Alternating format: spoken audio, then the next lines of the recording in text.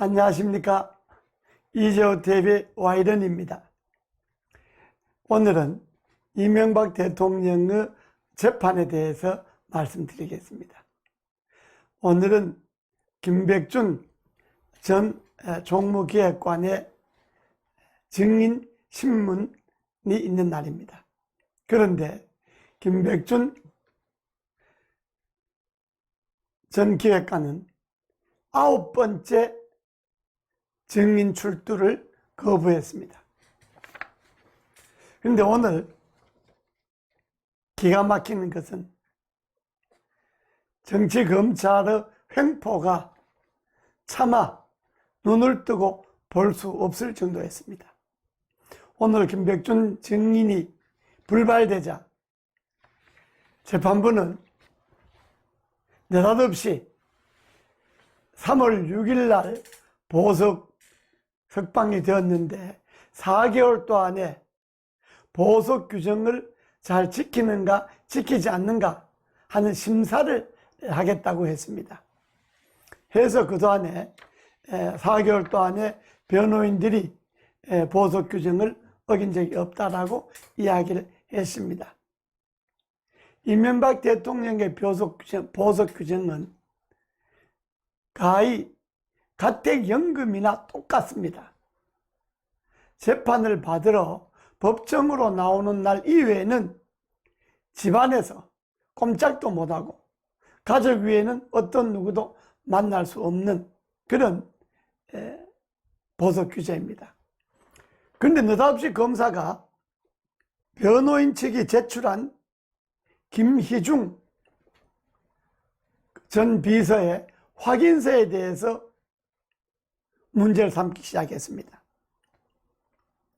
김희중 비서가 제출한 확인서가 이명박 대통령이 보석 규정을 어기고 김윤경 비서가 이명박 대통령이 불러서 면회를 하고 이명박 대통령이 김윤경 비서에게 김희중 비서를 만나 봐서 확인서를 받아라고 이렇게 시켰다는 겁니다. 그래서 보석 규정을 어겼다는 겁니다. 그런데 김희중 비서가 확인서를 쓴 거는 3월 20일입니다. 3월 20일이고 김윤경 비서가 대통령을 만난 것은 5월 15일입니다. 전직 대통령 예우에 관한 법률에 의해서 비서관을 둘 수가 있습니다. 대통령이 임명하는 자리입니다. 그래서 김윤경 비서는 이명박 전 대통령의 정식 비서관으로 채용된 사람입니다. 이명박 대통령이 감옥에 있을 때도 수시로 일주일에 2~3번씩 면회를 했던 사이입니다. 그래서 보석하고 나서 근 4개월 동안 면회를 안 하다가 건강이 아주 안 좋다고 해서 한번 면회를 잠깐 갔다 왔습니다. 그런데 그때 면회 때 이명박 대통령이 김윤경 비서에게 시켜갖고 김희중을 만나서 확인서를 받아서 제출했다고 검찰이 공공연하게 재판장에서 공개적으로 우기기 시작했습니다. 그런데 3월 6일 보석 이후에 대통령의 비서들은 조심스러워서 대통령을 만나지도 않았습니다. 그런데 3월 20일 날 쓴 진술서를 왜 5월 15일 날 냈느냐 하는 이유는 이렇습니다. 김희중 비서가 검찰에서 조사를 받을 때 청와대에서 이학수, 삼성의 이학수를 받느냐, 자기는 본 일이 없다고 그랬습니다. 본 일이 없다고. 청와대에서 이학수를 못 받다고. 그러니까 검찰이 김백준 비서가 봤다 그러는데 왜 그러느냐? 하도 김백준 비서가 봤다고 했는데 왜 당신이 못 봤다고 하느냐?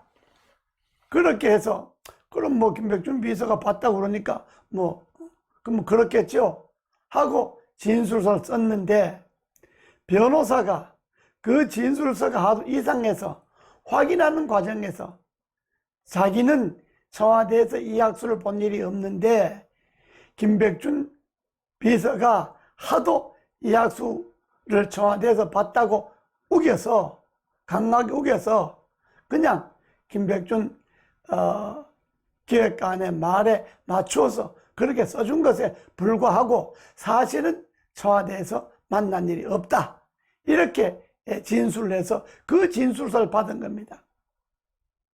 그걸 받아서 왜 그러면 3월 20일 날 받았는데 5월 15일까지 갖고 있었느냐? 김백준 증인이 계속 법정에 증인을 안 나오기 때문에 김백준 씨가 법정에 증인으로 나와서 증언을 할 때 그 김희중이가 쓴 확인서를 내려고 갖고 있었는데, 계속 김백준 씨가 증인 불출석을 하기 때문에 할 수 없이 변호인이 재판부에 그 김희중 진술서를 5월 15일 날 낸 겁니다. 그런데 검찰은 오늘 느닷없이 이명박 대통령이 김윤경 비서를 불러서 김희중을 만나서 확인서를 받아오라 라고 해서 그 진술서를 받아낸 것처럼 검찰이 우겼습니다. 그러니까 거짓 폭로죠. 오늘 특이한 거는 오늘의 검찰이 재판부의 그 보석 과정을 보고하는 것을 보면 검찰이 김희중뿐만 아니라 이명박 대통령의 비서들, 검찰에 조사받았던 비서들을 다 지금까지 그들의 일거수일투족을 관리하고 있다고 하는 것밖에 안 됩니다. 그러지 않고야 어떻게 김희중 비서가 김윤경 비서에게 받아서 그런 것을 냈다고 거짓 진술을 할 수가 있겠습니까? 그러니까 검찰이 이명박 대통령 비서들을 다 관리하고 있는 겁니다. 검찰에 조사받았던 사람들은 그걸 믿기로 해서 일일이 관리하고 있다는 것이 드러났습니다. 그것이 김백준 씨가 9번째 증인을 안 나왔는데 재판부가 오늘 김백준 씨 본인 재판이 있었습니다. 그럼 본인 재판이 있으면 나올 거니까 본인 재판에 나오면 김백준 씨 증인을 데려오라고 그렇게 소환장을 발부했는데, 검찰은 재판장에 가서 기다렸다가 김백준 씨가 안 나오니까 그냥 안 나왔다고 보고를 하는 겁니다. 재판장에 가서 기다릴 것이 아니라 김백준 씨 집에 가서 구인을 해와야죠. 법원이 구인장을 발부를 했으면. 그러니까 검찰은 어떻게든 김백준 씨가 증언을 하지 않도록 방해하는 겁니다. 그러니까 검찰은 거짓말로 이명박 대통령을 보석 규정을 어겼다고 모함을 하고 검찰에 조사받았던 사람들을 다 뒷공문에서 관리하고 필요한 증인은 데려오지도 안 하고, 이게 검찰의 횡포 아닙니까? 차마 역대 검찰주에, 역대 정치 검찰주에 이렇게 잔인하고 무지막지한 검찰은 제가 처음 봤습니다.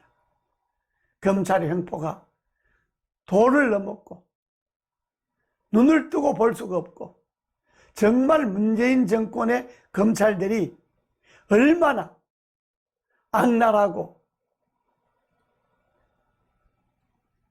잔인무도한 검찰인가 하는 것을 오늘 재판장에서 여실히 보여줬습니다. 보소로 나온 이명박 대통령에 대해서 뭐가 불편하느냐고 물어보지는 못할 망정 없는 사실도 법정에서 거짓으로 덮어 씌우는 이런 검찰이야말로 문재인 정권의 민낯을 그대로 보여준다고 하겠습니다. 여기까지 하겠습니다. 감사합니다.